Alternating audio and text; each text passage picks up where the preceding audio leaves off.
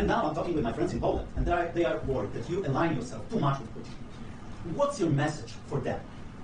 Well, if I didn't align myself with both of them, you'd never have a deal.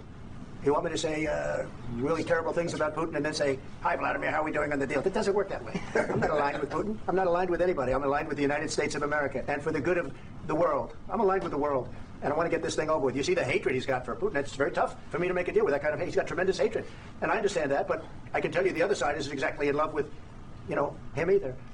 So it's not a question of alignment. I'm aligned with the world. I want to get the thing set. I'm aligned with Europe. I want to see if we can get this thing done.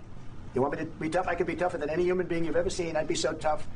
But you're never going to get a deal that way, so that's the way it goes. All right, one more question. I have to respond to this. So look, for 4 years in the United States of America, we had a president who stood up at press conferences and talked tough about Vladimir Putin, and then Putin invaded Ukraine and destroyed a significant chunk of the country. The path to peace and the path to prosperity is maybe engaging in diplomacy. We tried the pathway of Joe Biden of thumping our chest and pretending that the president of the United States' words mattered more than the president of the United States' actions. What makes America a good country is America engaging in diplomacy. That's what President Trump is doing. Can I ask you? Sure. Yeah? Yeah. Okay. So he occupied our parts, big parts of Ukraine, parts of East and Crimea. So he occupied it on 2014. So during a lot of years, I'm not speaking about just Biden, but those time was Obama, then President Obama, then President Trump, then President Biden, now President Trump, and God bless, now President Trump will stop him. But during 2014, nobody stopped him. He just occupied and took. He killed people. You know what the contact 2015. 2014 and 2014. Yeah. So I was not here. Yeah, but that's exactly right. Yes, but during 2014 till 2022, the situation the same. That people have been dying on the contact line. Nobody stopped him. You know that we had conversations with him, a lot of conversation, my bilateral conversation, and we signed with him. Me, like a new president in 2019, I signed with him the deal. I signed with him, Macron and Merkel. We signed ceasefire. Ceasefire. All of them told me that he will never go. We signed with him with gas contract. Gas contract. Yes, but after that, he broke the ceasefire. He killed our people, and he didn't exchange prisoners. We signed the exchange of prisoners, but he didn't do it. What kind of diplomacy, JD, you are speaking about? What do you mean? I'm talking about the kind of diplomacy that's going to end the destruction of your country. Yes, but if Mr. President, with respect, I think it's disrespectful for you to come to the Oval Office and try to litigate this in front of the American media. Right now, you guys are going around and forcing conscripts to the front lines because you have manpower problems. You should be thanking the president for trying to bring it into this conflict. Have you ever been to Ukraine that you say what problems we have? I have been to. Come once. I've actually watched and seen the stories, and I know what happens is you bring them on a propaganda tour, Mr. President. Do you disagree that you've had problems bringing people in your military? And do you think that it's respectful to come to the Oval Office of the United States of America and attack the administration that is trying to prevent the destruction of your country? A lot of questions. Let's start from the beginning. Sure. First of all, during the war, everybody has problems. Even you, but you have nice ocean and don't feel now, but you will feel it in the future. God bless. You don't know that. God bless. God bless. You will not have war. Don't tell us what we're going to feel. We're trying to solve a problem. Don't tell us what we're going to feel. I'm not telling you. Because you're in no position to dictate that. Remember this. You're in no position to dictate what we're going to feel. We're going to feel very good. We're going to feel very good and very strong. You will feel influence. You're right now not in a very good position.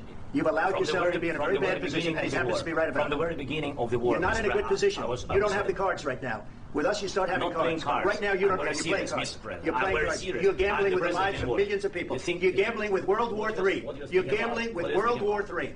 And what you're doing is very disrespectful to the country, this country. That's back to you. Far more than a lot of people said they should have. Have you said thank you once? This entire meeting? No, in this entire meeting, have you said thank you? You went to Pennsylvania and campaigned for the opposition in October. Offer some words of appreciation for the United States of America and the president who's trying to save your country. Please, you think that if you will speak very loudly about the war, He's not speaking loudly. He's not speaking loudly. Your country is in big trouble. Can I answer? No, you've done a lot of talking. Your country is in big trouble. I know. You're not winning. You're not winning this. You have a damn good chance of coming out okay because of us. Mr. President, we are staying in our country, staying strong from the very beginning of the war. We've been alone, and we are thankful. I said thanks you haven't in been this alone. cabinet. You haven't been alone. We gave you, through this stupid president, $350 billion. We gave you military equipment, and you men are brave, but they had to use our military equipment. If you didn't have our military equipment, this war would have been over in 2 weeks. In 3 days, I heard it from Putin. In 3 days. This is something maybe less. In 2 weeks. Of course, yes. It's going to be a very hard thing to do business like this. Just say thank you. I said a lot of times to American people. Except that there are disagreements, and let's go litigate those disagreements rather than trying to fight it out in the American media when you're wrong. We know that you're wrong. But you see, I think it's good for the American people to see what's going on. I think it's very important. That's why I kept this going so long. You have to be thankful. You don't have the cards. You're buried there. Your people are dying. You're running low on soldiers. Listen, you're running low on soldiers. It would be a damn good thing. Then you tell us, I don't want a ceasefire. I don't want a ceasefire. I want to go, and I want this.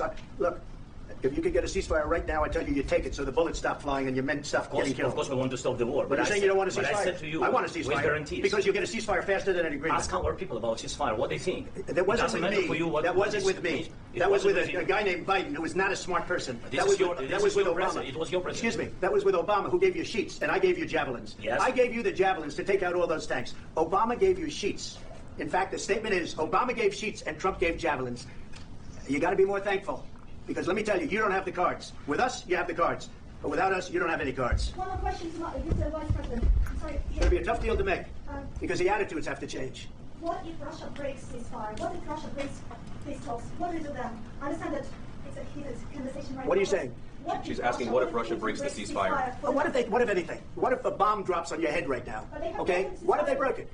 I don't know. They broke it with Biden because Biden, they didn't respect him. They didn't respect Obama. They respect me. Let me tell you, Putin went through a hell of a lot with me. He went through a phony witch hunt where they used him and Russia.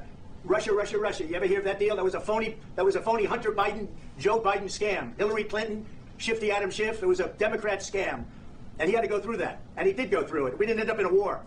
And he went through it. He was accused of all that stuff. He had nothing to do with it. It came out of Hunter Biden's bathroom. It came out of Hunter Biden's bedroom. It was disgusting. And then they said, oh, the laptop from hell was made by Russia. The 51 agents. The whole thing was a scam. And he had to put up with that. He was being accused of all that stuff. All I can say is this. He might have broken deals with Obama and Bush, and he might have broken them with Biden. He did, maybe. Maybe he didn't. I don't know what happened. But he didn't break them with me. He wants to make a deal. I don't know if you can make a deal. The problem is, I've empowered you to be a tough guy. And I don't think you'd be a tough guy without the United States. And your people are very brave.